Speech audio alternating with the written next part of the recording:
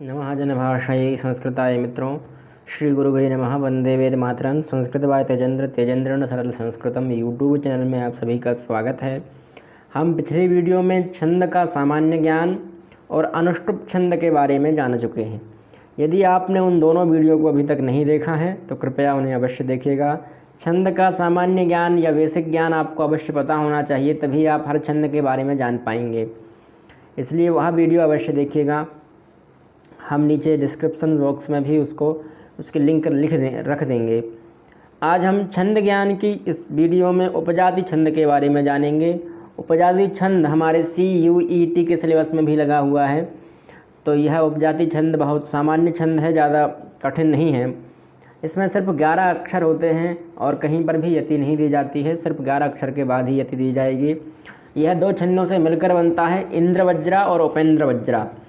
इंद्रवज्रा छंद और उपेंद्रवज्रा छंद में ज़्यादा अंतर नहीं है, सिर्फ एक अक्षर का अंतर है। यदि आप एक अक्षर में सामान्य परिवर्तन कर देंगे, एक की जगह ह्रस्व कर दें या गुरु कर दें, तो वह उपेंद्रवज्रा हो जाएगा। और यदि उसी की जगह हम गुरु कर दें तो वह इंद्रवज्रा हो जाएगा। यही ह्रस्व और गुरु, लघु और दीर्घ का जो अंतर है वही इंद्रवज्रा और उपेंद्रवज्रा को अलग बनाता है। इन दोनों छंदों से ही मिलकर जो छंद बनता है वह छंद उपजाति छंद बनता है। आपने एक श्लोक अवश्य सुना होगा, त्वमेव माता च पिता त्वमेव बंधुश्च सखा त्वमेव विद्या द्रविणम त्वमेव सर्वम मम देव देव। यह जो छंद है यह उपेंद्रवज्रा में है। इसके प्रत्येक पाद में 11-11 अक्षर होते हैं। हम पहले इंद्रवज्रा के बारे में जान लेते हैं। इंद्रवज्रा छंद का लक्षण होता है, स्यादिंद्रवज्रा यदि तौ जगौगः। अर्थात इंद्रवज्रा में 2 तगण होते हैं, एक जगण होता है और 2 गुरुवर्ण होते हैं। और उपेंद्रवज्रा जतजास्ततो गौ।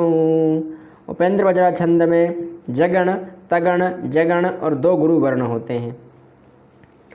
और यह छंद भी यह जो लक्षण है वह भी छंद के अनुसार ही होता है, आप जानते ही हैं। तो यह छंद के अनुसार ही लक्षण है। अर्थात हम जान सकते हैं इंद्रवज्रा में पहला वर्ण गुरु होगा, फिर दूसरा वर्ण भी गुरु होगा, तीसरा लघु होगा, चौथा गुरु होगा, 5वां गुरु होगा, छठा लघु होगा, 7वां लघु होगा, 8वां गुरु होगा, 9वां लघु होगा, 10वां गुरु होगा और 11वां भी गुरु होगा। उपेंद्रवज्रा छंद में सिर्फ एक अंतर आ जाता है कि पहला वर्ण जो होता है वह लघु हो जाता है। बस इतना सामान्य अंतर है इंद्रवज्रा में और उपेंद्रवज्रा में कि अगर उपेंद्रवज्रा का पहला अक्षर गुरु हो जाए तो वह इंद्रवज्रा हो जाएगा। उपेंद्रवज्रा का पहला अक्षर लघु, दूसरा गुरु, तीसरा लघु, चौथा गुरु, 5वां गुरु, छठा लघु, 7वां लघु, 8वां गुरु, 9वां लघु, 10वां गुरु और 11वां भी गुरु। बस एक अंतर है, बाकी सब समान ही है। इन दोनों छंदों से मिलकर ही उपजाति छंद बनता है। अब हम उपजाति छंद का, अब आप कहेंगे पाद कितना हो, कितने पाद में उपजाति इंद्रवज्रा रखें, कितने पाद में उपेंद्रवज्रा रखें, तो इसका कोई निश्चित नहीं है। कितने भी पाद अगर 3 पादों में उपेंद्रवज्रा है और 1 में इंद्रवज्रा है तो भी वह उपजाति होगा। यदि 3 में उपेंद्रवज्रा है और 1 में इंद्रवज्रा है तो भी वह उपजाति होगा। यदि 2 इंद्रवज्रा हैं, 2 उपेंद्रवज्रा हैं तो भी वह उपजाति होगा।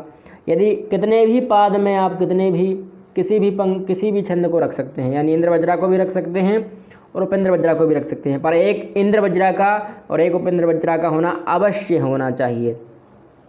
इंद्रवज्रा के भले ही आप 3 रख लें पर एक उपेंद्रवज्रा का होना आवश्यक है, तभी वह उपजाति होगा।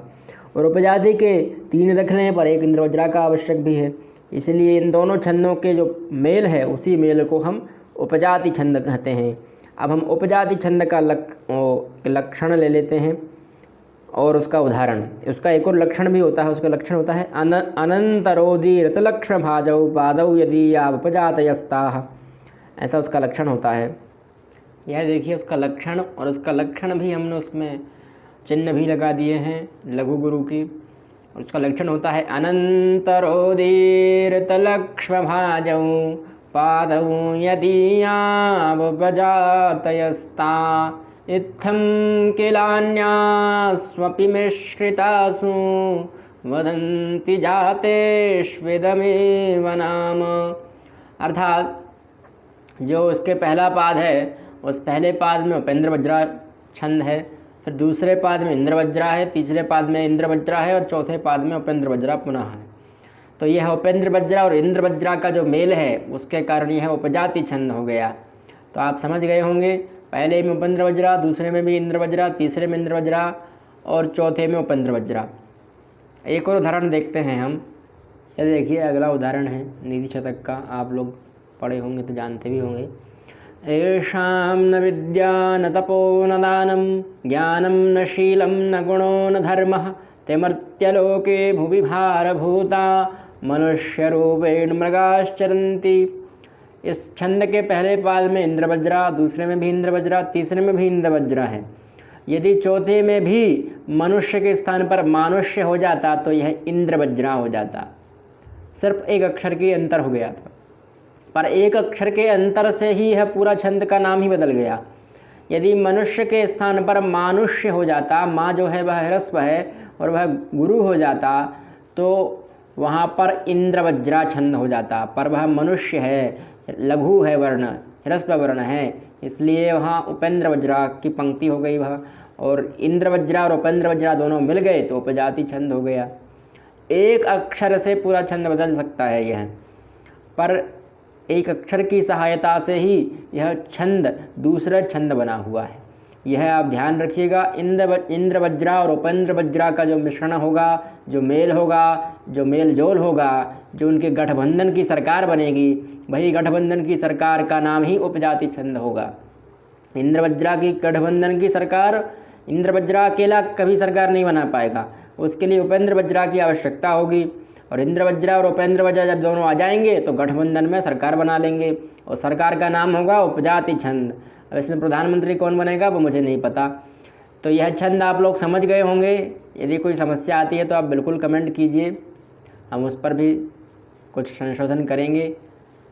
यह छंद देख सकते हैं आप। उपेंद्र वज्रा में क्या होता है, पहला लघु, दूसरा गुरु, फिर लघु, फिर दो गुरु होते हैं, फिर दो लघु होते हैं और फिर एक गुरु, एक लघु और फिर अंत के दोनों वर्ण गुरु होते हैं।